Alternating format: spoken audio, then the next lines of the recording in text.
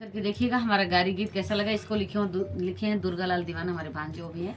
आइए सुनाते हैं कि खाला खाला खाला खाला बारतिया रेला जाबा खाला खाला बंदूकी से खाला खाला खाला खाला बारतिया रेला जाबा खाला खाला ओ खाला खाला बारतिया रेला जाबा खाला खाला। अरे दाल बनाबा हो रसेदार बनाबा, अरे पूड़ी बनाबा हो पनीर बनाबा, पनीर बनाबा पूड़ी बनाबा हो पनीर बनाबा, हाँ पनीर बनाबा तोहर बहिनी के दूधवा के खीर बनाबा खाला खाला खाला खाला धीरेन्द्र नरेला जाबा खाला खाला खाला खाला। एक इतना बीच में लगा देवर खाला खाला खाला खाला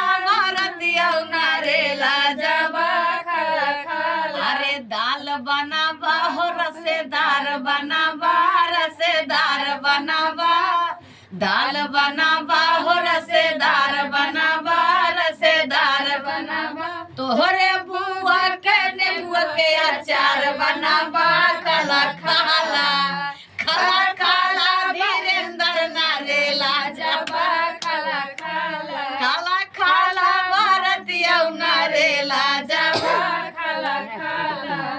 अरे छोला बनाबा हो पुलाव बनाबा, छोला बनाबा हो ओड़ा पाव बनाबा, ओड़ा पाव बनाबा हाँ जी छोला बनाबा हो ओड़ा पाव बनाबा, ओड़ा पाव बनाबा लमका चौरे के सारे पुलाव बनाबा खाला खाला खाला खाला भारतीय नरेला जाबा खाला खाला ओ खाला खाला भारतीय नरेला जाबा खाला। खाए जा भारतीय धीरेन्द्र भाई बराती लोग